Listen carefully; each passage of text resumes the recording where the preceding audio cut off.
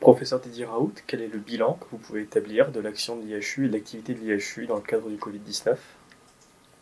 D'abord, je veux dire que cet enregistrement sera fait en différé parce que je suis, au moment où il sera diffusé, je serai dans mon autre pays, qui est le Sénégal, en train de rechercher la source du premier variant nouveau que nous ayons eu cet été, qu'on appelait le Marseille 1, dont on pense qu'il y a une source animale qui se trouve en Afrique, en particulier en Afrique subsaharienne. Donc c'est ce que je vais chercher et tenter d'identifier.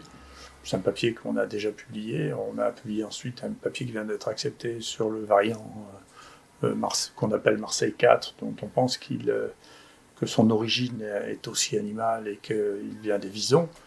Et donc globalement, il y a un véritable enjeu scientifique à essayer de comprendre comment ces variants, c'est-à-dire ces virus qui présentaient plusieurs mutations à la fois, ont pu se développer de manière invisible et apparaître. Et l'explication la plus claire, c'est que ça s'est développé dans des collectivités animales. Et donc ces collectivités animales, c'est plutôt des mammifères qui vivent dans des collectivités très denses. Donc les collectivités sauvages, c'est certains singes, les chauves-souris, les élevages. Et bien maintenant, vous voyez, c'est les visons, c'est les porcs éventuellement. Mais il se trouve que les porcs ne sont pas des transmetteurs. Et les volailles, mais il se trouve que les volailles, autant elles jouent un rôle dans la grippe, elles ne jouent pas de rôle connu pour l'instant, en tout cas pour ça. Donc c'est important d'y aller. Alors pour ce qui concerne l'IHU, encore une fois, je pense qu'il est très important que les données que je vous transmets soient bien intégrées, parce que c'est une des solutions pour l'avenir, comme je le pensais il y a 20 ans, pour lutter contre les épidémies. Il faut avoir des endroits dans lesquels on est capable de faire face à une dimension qui est inhabituelle.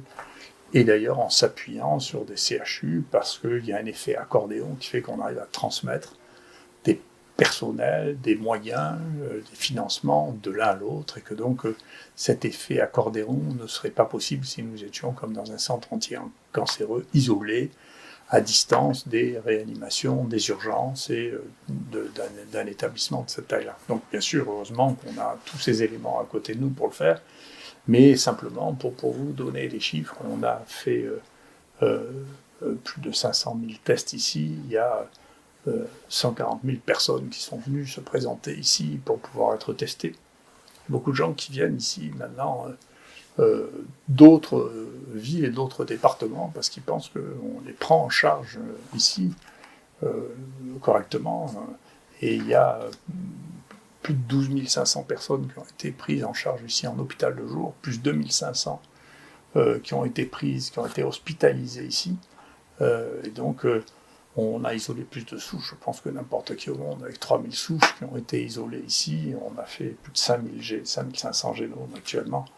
Et tout ça, y compris avec des investissements locaux en termes de technique, avec plus de 500 000 réactifs réalisés par PCR ici.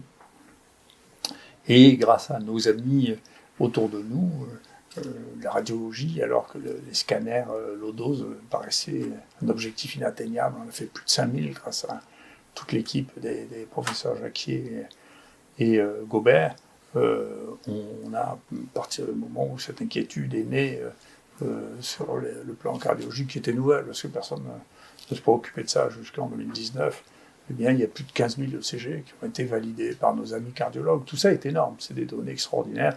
Les gens qui se posent des questions sur les dosages de l'hydroxycycline, on en faisait déjà beaucoup, mais on en a dosé là près de 3000 encore cette fois-là. On arrête de les doser d'ailleurs, parce qu'on a maintenant on voit très très bien comment les choses se passent pour les médicaments qu'on utilise, parce qu'on a fait tellement de dosages que et donc c'est ce déploiement de moyens qui est, je pense, à peu près unique au monde en termes de densité, si vous voulez, devrait devenir un modèle de réflexion. Beaucoup de difficultés de l'IHU ont été dues au fait que c'était une première fois.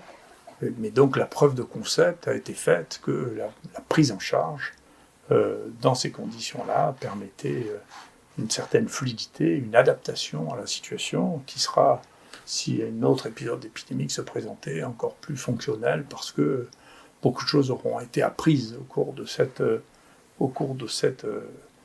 épisode infectieux. En particulier, qu'avez-vous appris durant cet épisode? Alors, bien sûr, il y a un stade très important qui est le stade d'observation initiale, qui est capital. C'est la raison pour laquelle nous, dès le départ, nous voulions tester tout le monde et observer la maladie, parce que personne ne connaissait la maladie, et donc il y a des recommandations qui ont été faites sans connaître la maladie, ce qui est une erreur. Il ne faut pas faire ça. Il faut d'abord examiner les gens, regarder ce qui se passe. Il y avait des spécificités dans cette maladie qui étaient mal connues, que maintenant on connaît très bien. ORL, le fait de plus sentir les odeurs, plus avoir de goût, respiratoire, le fait de pouvoir être à la limite d'une détresse respiratoire sans avoir aucun malaise, sans le percevoir du tout. C'est des choses que l'on a appris à cette occasion, donc qui sont, sans cette étape d'observation, on n'aurait pas pu le faire. Maintenant, du coup, on a appris à avoir des outils qui nous permettent d'observer ça. D'une part, la mesure de la saturation d'oxygène qui devrait être généralisée maintenant chez les médecins. Tout le monde devrait être capable de mesurer la saturation d'oxygène, y compris d'ailleurs les malades eux-mêmes qui s'achètent ça dans les pharmacies. Ça ne coûte pas très cher.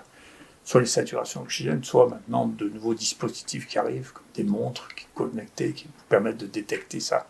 La deuxième chose que l'on a apprise et qui a joué un très grand rôle ces derniers mois, c'est des capacités d'oxygénation bien plus fortes avec les optiflows qui permettent de sauver des gens qui ne sont pas susceptibles d'être transmis en réanimation, soit parce qu'il n'y a pas assez de place, soit parce qu'ils sont considérés comme étant trop fragiles pour pouvoir être pris en réanimation, et qui nous a permis de sauver à peu près 30% de gens qui étaient refusés par les réanimations du fait de leur état général ou de leur âge.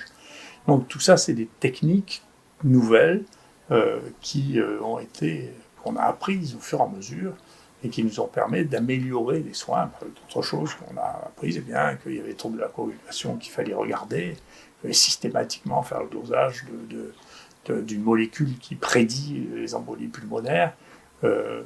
Voilà, tout ça sont des éléments qui ont été très importants. En revanche, ce qui est très intéressant, c'est de voir que les nouveaux médicaments n'ont rien apporté dans cette maladie. C'est vraiment la conclusion, c'est-à-dire que le remdesivir ne sert à rien, qui est dangereux, parce que si vous donnez à des gens qui sont très peu malades et dont le risque d'aggravation est très faible, vous commencez à mettre des perfusions, que ce soit ça d'ailleurs ou les anticorps monoclonaux, vous prenez un risque qui est disproportionné avec le traitement par rapport au risque. Donc ces nouveaux médicaments n'ont pas apporté de choses extraordinaires, au contraire. Mais il y a eu une guerre qui a été menée contre les anciens médicaments, qui est le témoin d'une évolution de la société qui est intéressante. Et que voulez-vous dire par là? Eh bien, nous étions au milieu d'une évolution assez intéressante, qui est l'obsolescence généralisée. On le voit bien sur le plan commercial qu'il y a une obsolescence programmée de nos téléphones, de nos ordinateurs. Au bout d'un moment, on ne peut plus les utiliser parce que les programmes sont tellement complexes que les anciens modèles ne sont plus capables de les absorber, donc vous êtes obligé de les acheter. C'est ça qu'on appelle l'obsolescence programmée. Et donc, on a voulu, et on veut encore appliquer, je suis très frappé de ça, l'idée de l'obsolescence des médicaments anciens, ce qui n'a pas de sens. Une molécule n'est jamais obsolète, elle est éternelle. Elle n'est jamais obsolète. Et au contraire, on a une situation qui est devenue complètement fantasque, c'est que les médicaments les mieux connus au monde, les moins toxiques du monde, ont été considérés comme étant des poisons dangereux. Alors c'était l'hydroxychloroquine avant. Ne vous inquiétez pas, comme cette perception concerne essentiellement l'Occident, tous les autres pays l'utilisent et continuent à l'utiliser, parce que quand vous avez le choix entre prendre un médicament qui ne coûte rien, qui a pu être prescrit jusqu'à 1 milliard de personnes par an, vous en connaissez bien la toxicité. Maintenant, la même décision, qui est aussi grotesque, vient d'être prise par l'Europe concernant l'ivermectine, qui est un médicament qui est aussi prescrit des milliards de fois, et qui est en dose unique, en disant que c'était un médicament toxique et qu'il ne fallait pas le donner parce que ça ne coûte rien.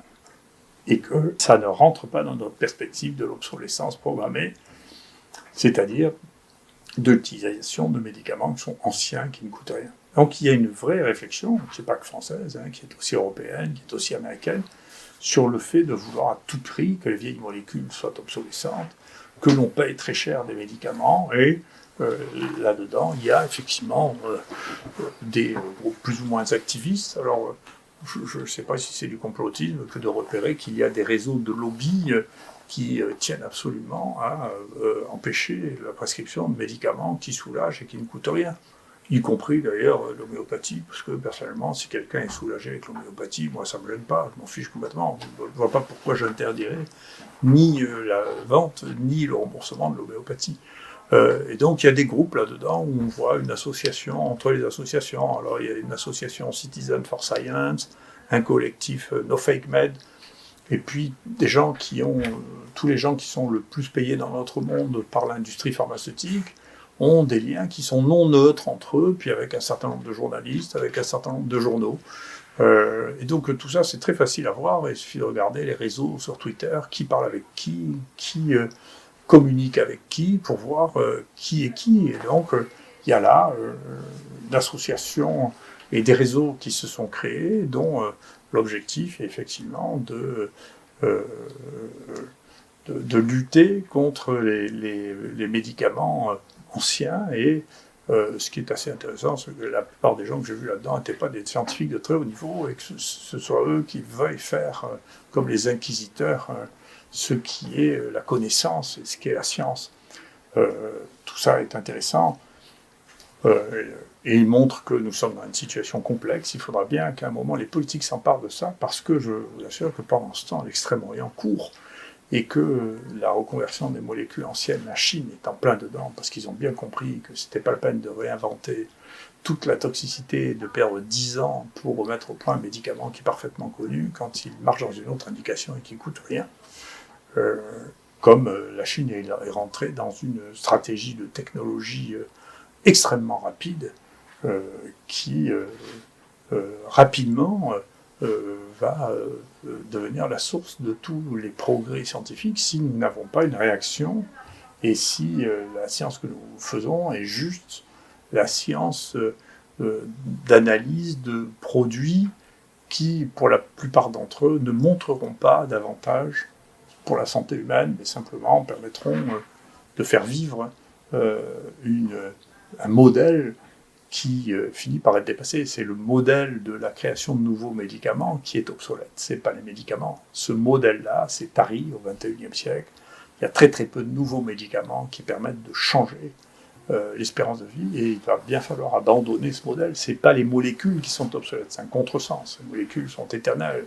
La plupart d'entre elles étaient même là avant nous. Et la plupart des molécules sont des modifications de molécules qui existaient dans notre environnement. Maintenant, ce modèle de la créativité de molécules pour répondre à des problèmes de santé publique majeurs est un modèle qui est dépassé en très grande partie. Et donc, c'est ce qu'il faut, c'est maintenant les modèles de détection précoce, les modèles de surveillance à la maison, c'est, vous voyez, tous ces paramètres que personne ne surveillait, c'est extrêmement important de les surveiller pour des prises en charge précoces et pour soigner les gens. Donc, il y a un vrai modèle. Comme tous les changements de modèle, et il suscite des controverses et des agitations, mais il faut faire attention de ne pas perdre la capacité de curiosité, d'innovation individuelle, et de ne pas transformer simplement en prestataire de services de l'industrie pour des médicaments qui seront vendus à des prix considérables et qui dépassent la valeur ajoutée thérapeutique. Merci beaucoup.